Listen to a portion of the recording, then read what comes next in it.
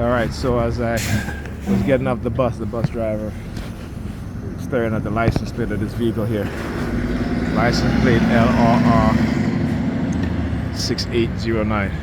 BMW. All right, it's a BMW. So why do they use the BMW in my target? Again, everything that they do is based on, situations that happen in my life. So BMWs use Pam and, with her ex-lover, never really her boyfriend, right? When she was younger, she was always the placeholder when he broke up with his girlfriend. And she was obsessed with this dude. I don't know if she still is, right? That she would tell me that, that they would go on road trips. Yeah. I mean, he's not committed to you, he's hanging out with you, and that's fine. You know what I'm saying? You accept it, and then you thought that he was your boyfriend. And I said to her, did he claim you? Did he say, see, look, another BMW, number 32, LNE, right? So he had the license plate hanged onto the side of his vehicle. LNE something 32, right there. LNE 1432, another BMW. See, I know what I'm talking about, right? I just want to show you guys. I know exactly what I'm talking about, right? Because this is what they do. So anyhow, so I said to her, did he claim you? She was like, no. She was like, I was upset because, he had a girlfriend. He got a girlfriend and he didn't tell me. And he always liked those light-skinned women with the long hair and everything like that. And I said, and yet you still decided to be with this person, sleep with this person, even though he didn't like you enough to call you his girlfriend. Right? You know what I'm saying? I said, so you can't get upset. You can't blame him, you have to blame yourself. So she got upset with me about that. And then we were in a relationship, she was cheating with the same dude. And guess what? He did the exact same thing to her again. And so this is what happens when, no father around and the mothers don't teach their daughters about men, right? And at least in the proper context of teaching your daughters about men. Just like how they don't teach their sons about women. Okay? And so with, little girls, particularly black girls in that time, particularly during the 90s and what have you, 80s, 90s, if you're a teenager in those era, we have an identity crisis amongst black people. Particularly black women, right? Because there was a point in time where, a lot of black men were only dating light-skinned women. And that wasn't something that just happened, that was perpetrated. That was being perpetrated, okay? I was never one of those people. I've dated women who are dark-skinned. My fiance, she was a melanated, beautiful woman.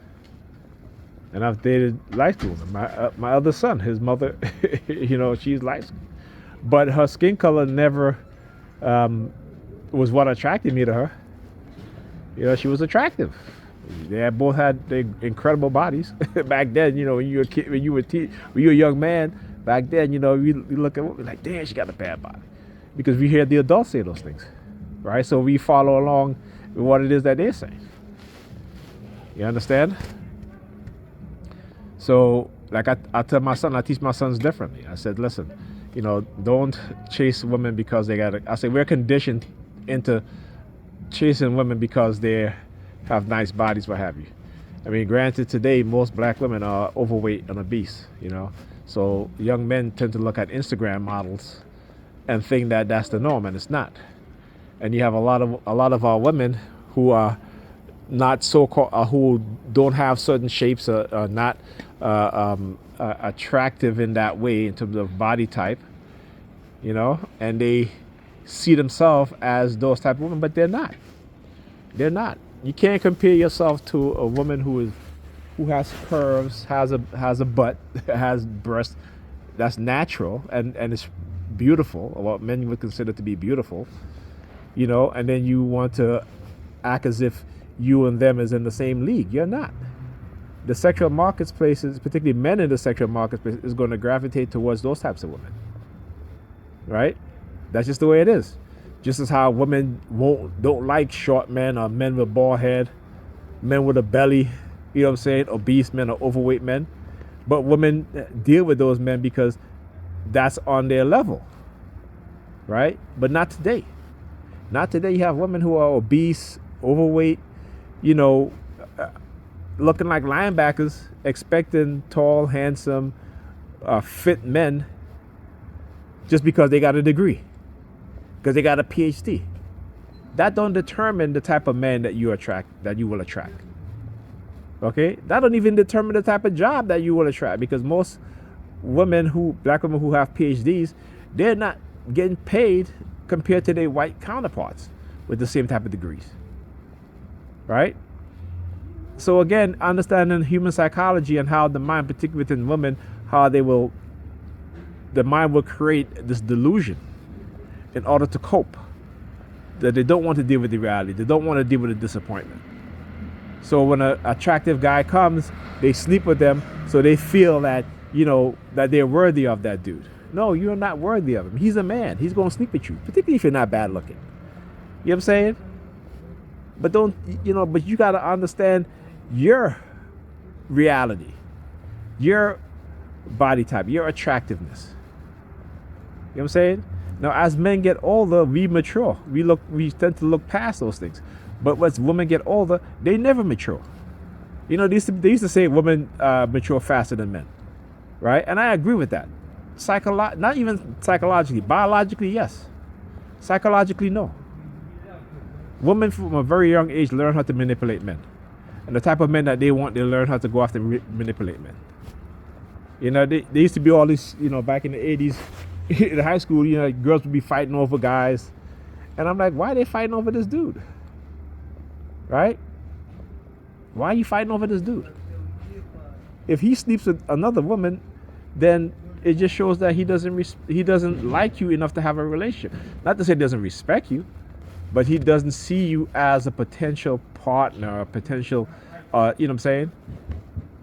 But then again, we got to understand and how we grew up, you know what I'm saying, that you had a lot of girls in high school they were sleeping with around anybody. It's what people will do, teenagers will do, right? And whether they're white, black, that's what they're going to do. The problem within black people and black children is that black adults don't teach their children about the dangers of sex. They just say don't have sex, and that's it. They don't teach the girls about the psychological trauma that they'll go through. They don't teach the boys about the psychological trauma they go through, about the STDs and the seriousness of it and all this stuff. So your parents never talk to you about that stuff. So you learn it from your friends. If your friends are having sex, eventually you're going to have sex. They're going to boost you to have sex. They're going to be like, oh, let's go. Particularly when we used to go to parties and stuff like that, you meet girls or have you. Right? So again, like I said, we as black people in our community, we need to teach our children properly. Instead of just saying don't have sex, just say, hey, I said, if you have a teenage girl, what have you, put her on birth control. Whether she's having sex or not, put her on birth control. Okay? If you have your son, teach him about wearing a condom. Okay?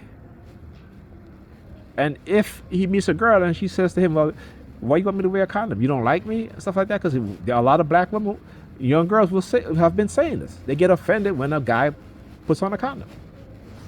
And here's the thing. More black men wear more condom than any other group of men. See, these are facts that they won't tell you. Right? They lie to us. They lie to you. Understand the reality. Start teaching the truth. Start speaking the truth. Where we lie to each other so much that we become people who just want to be, particularly for a woman, they want to be told lies. Right? They don't want to to be told the truth. When you tell them the truth, they're turned off on it. They'll tell you, "Oh, you was about to get this pussy, but now you ain't getting none." You know what I'm saying? That's what they would say. What's up, man?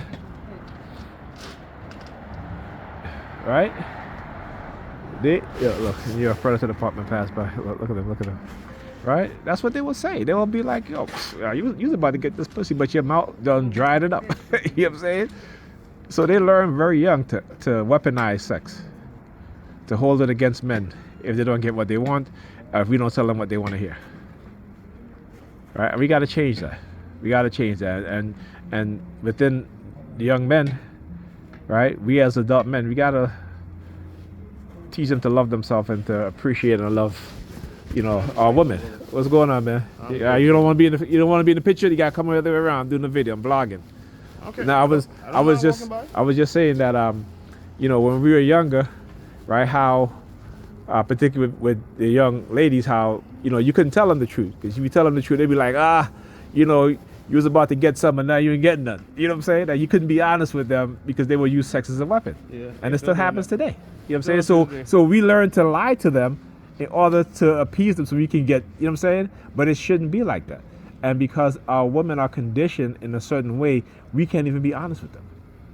You know what I'm saying? We can't. I'm coming right back. All right, man. Nah. I'm almost done. Yeah, talk to you guys next video.